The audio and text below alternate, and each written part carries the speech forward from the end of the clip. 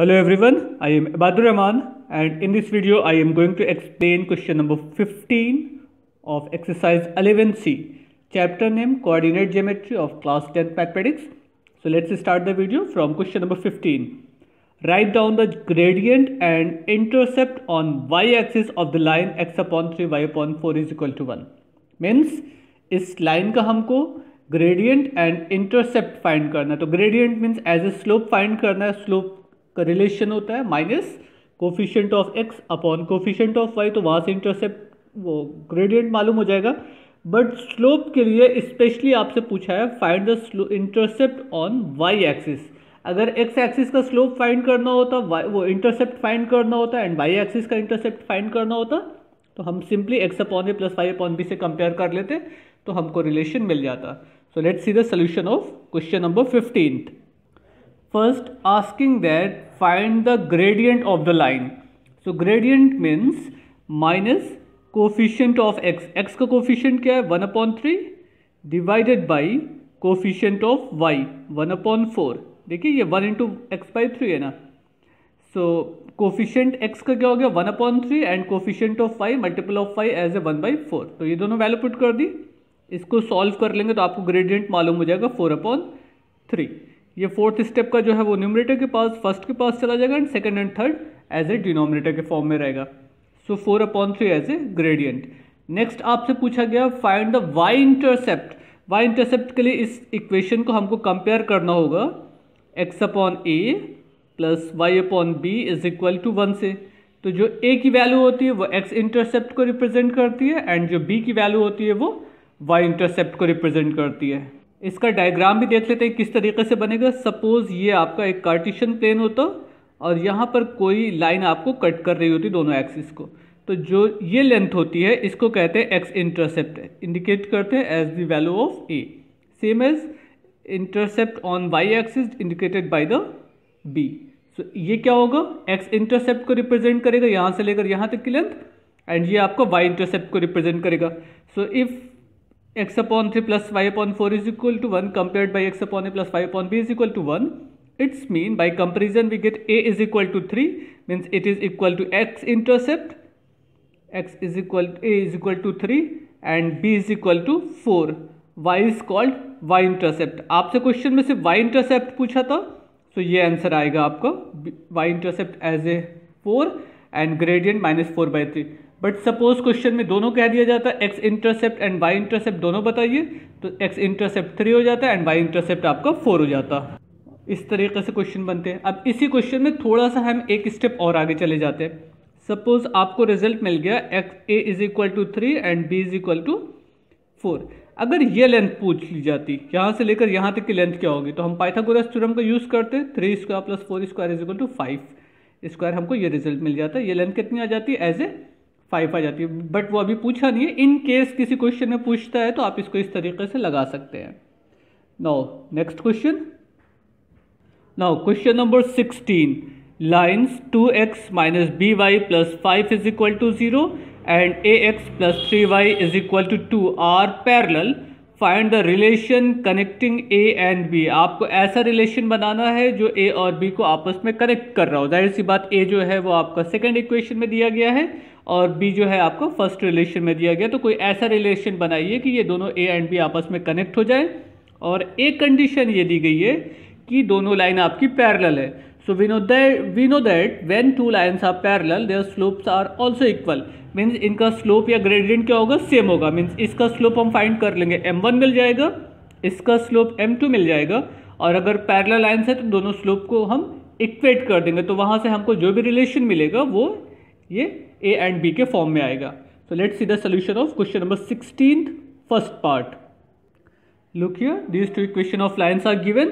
First of all find the slope of each line. Slope of first line suppose it is indicated by m1. m1 is equal to minus coefficient of x divided by coefficient of y. It is already minus b. Means slope of first line m1 is equal to minus minus cancel out 2 upon b as a slope of first line. Same as find out the slope of the second line. Second line as a ax plus 3y is equal to 2. So its slope m2 is equal to minus coefficient of x divided by coefficient of y. So a upon 3 as a slope of second line. Now given lines are parallel. Given lines are parallel. Okay. अगर से ये दोनों line आपकी parallel है means their slopes are equal, so we can equate m1 is equal to m2. Now substitute the value of m1 and m2. m1 is equal to 2 upon b and m2 is equal to minus a upon 3. m2 is equal to 2 upon b and m3 is equal to a upon 3. Now by simplify this equation, 3 2s are 6 is equal to minus ab, means ab plus 6 is equal to 0 as a relation. You can write like this, and otherwise if you want you can write ab plus 6 is equal to 0 as a connecting relation. Clear? It is your answer. फिर से देख लीजिएगा क्या किया गया है. इन्होंने कहा था कि ये दोनों लाइन पैरेलल है तो a एंड b के बीच में कोई रिलेशन बताइए. First of all find the slope of first line and same as slope of second line. Slope कैसे फाइंड करेंगे? Minus coefficient of x divided by coefficient of y. इसको value put करके हमने m1 और m2 की value find कर ली. अब question में हमको ये मालूम है कि दोनों लाइन आपकी पैरेलल है, means m1 is equal to m2 रखा जा सकता है. m1 is equal to 2 upon b and m2 is equal to minus a upon 3. So by cross multiplication 3 2s are 6 is equal to minus ab. आप ऐसे भी answer लिख सकते हैं, ये भी आंसर लिखा जा सकता है, या इसी से एक रिलेशन हमको और मिल सकता है ab is equal to minus 6, तो ये भी आंसर माना जाएगा. तो आप किसी भी तरीके का आंसर ला दीजिए, वो आपकी अपनी चॉइस है. Clear?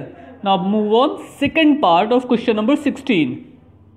Now second part of question number 16, find the equation of the line which is passing through the 1,3 and making an intercept of 5 unit on the y-axis.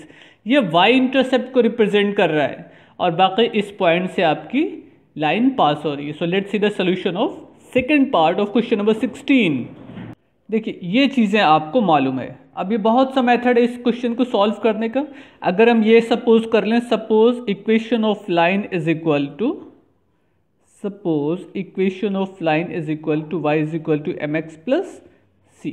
ये भी होता है ना स्लोप फॉर्म में इक्वेशन. अब अगर line आपकी 1,3 से पास हो रही है तो जाहिर सी बात ये पॉइंट इस इक्वेशन को सेटिस्फाई करेगा.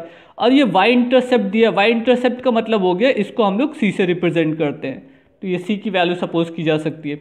अब अगर हम इसमें पॉइंट की वैल्यू पुट कर दें और y इंटरसेप्ट की वैल्यू पुट कर दें तो हमको m की वैल्यू मालूम हो जाएगी. Now put the value of x and y is equal to 3 and x is equal to 1 plus c is equal to 5. ये वैल्यू ऑफ c है. अगर y इंटरसेप्ट है तो वो c को रिप्रेजेंट करेगा इस इक्वेशन के लिए. So 5 minus 3 means m is equal to minus 2. 5 minus 3 is equal to minus 2. 3 minus 5 is equal to minus 2. So m की वैल्यू मालूम हो गई. अब इस इक्वेशन में हमको m एंड c की वैल्यू पुट करनी है. So y is equal to minus 2x plus c. ये आपका रिलेशन हो गया. आप इसको थोड़ा सा और सिंप्लीफाई करना चाहिए तो कर सकते हैं. 2x plus y is equal to 5, ऐसे आंसर. क्लियर? बस ये इतना काम आपको इस क्वेश्चन में भी करना था. अच्छा, अगर और कोई रिलेशन आप लगाना चाहिए तो वो भी लगा सकते हैं. जैसे हम एक क्वेश्चन, इसी क्वेश्चन को अलग तरीके से अगर सॉल्व करना चाहें तो क्या होगा वो भी देख लेते हैं. क्योंकि देखिए जब आप लोग एग्जामिनेशन हॉल में रहते हैं तो उस वक्त आपके जहन में कोई भी मेथड आ सकता है. आपके पास ये इतना टाइम नहीं होता है कि क्या हम इस मेथड से आगे जाएंगे तो हमको रिजल्ट मिलेगा कि नहीं. तो वो कॉन्फिडेंस तो तभी आएगा जब आपने खूब ढेर सारी प्रैक्टिस किया होगा, उस क्वेश्चन को पहले से घर पे लगाया होगा, तभी आपको कॉन्फिडेंस मिलेगा. अदरवाइज टाइम वेस्ट होगा. लेकिन आइए, इंटरसेप्ट वर्ड यूज़ हुआ है तो इंटरसेप्ट फॉर्म इक्वेशन लाइन का क्या होता है? x upon a plus y upon b is equal to 1. हम ये भी रिलेशन अप्लाई कर सकते थे. इस रिलेशन के यूज़ से भी हम क्वेश्चन को सॉल्व कर सकते थे. कैसे सॉल्व होगा? पॉइंट लाइन कहाँ से पास हो रही है? पॉइंट 1,3 से. तो अगर हम यहाँ पे x एंड y की वैल्यू पुट कर दें तो 1 upon a plus 3 upon y intercept कितना है? 5 इज इक्वल टू 1. यहाँ से हम अगर a की वैल्यू निकाल दें 1 minus 3 upon 5 is equal to minus 2 upon 5. LCM हो जाएगा ना, सॉरी प्लस 2 अपॉन 5. ठीक है ना. अब यहाँ से अगर हमको a की वैल्यू निकालना हो तो a इज इक्वल टू कितना हो जाएगा 5/2। आपको a की वैल्यू मालूम है, आपको b की वैल्यू मालूम है। देखिए अगर ये इंटरसेप्ट फॉर्म लगा रहे हैं तो ये वैल्यू b को रिप्रेजेंट करेगा, बट अगर स्लोप फॉर्म लगा रहे हैं तो ये वैल्यू c को रिप्रेजेंट करेगा। ये आपको इतना क्लियर होना चाहिए कि कहाँ कौन चीज़ किस इक्वेशन में क्या रिप्रेजेंट कर रही है। अच्छा, इक्वेशन ऑफ लाइन क्या थी आपकी? इक्वेशन ऑफ लाइन थी x/a plus y/b is equal to 1 ना। इसको थोड़ा सा अगर हम और सॉल्व कर लें तो हमको देखिए रिलेशन मिल जाएगा 2x/5 plus y/5 is equal to 1। अगर 5 एलसीएम ले ले और क्रॉस मल्टीप्लाई कर देंगे तो ये रिलेशन फाइनली बन जाएगा 2x plus 5 is equal to 5। ठीक है, सबको 5 से मल्टीप्लाई कर दीजिए तो 2x आ जाएगा, यहाँ पे 5 आ जाएगा, इसको 5 से मल्टीप्लाई कर देंगे तो 5 आ जाएगा। आप एलसीएम लेके क्रॉस मल्टीप्लाई कर दीजिए तो भी आपको ये रिजल्ट मिल जाएगा, और अगर आप डायरेक्ट इसको सॉल्व करना चाहिए तो भी आप डायरेक्ट सॉल्व कर सकते हैं, कोई हरीश नहीं है। दोनों सूरत में आंसर आएगा। तो आप इस मेथड को अप्लाई करिएगा तो रिजल्ट जैसे शॉर्ट मिल जाएगा। इस मेथड पे बाय मिस्टेक आप चले गए होंगे तो इस ट्रैक पे भी आपको रिजल्ट मिल जाएगा, बट थोड़ा सा लेंथी होगा। तो इस ये चॉइस आपको समझनी है कि किस चॉइस को हम सेलेक्ट करें, कौन सा सिलेक्शन हमारा हो जिसकी वजह से हमारा टाइम भी कम लगे और हमारा आंसर भी एक्यूरेट आ जाए। क्लियर? तो in next video we will start from next question. Thank you everyone.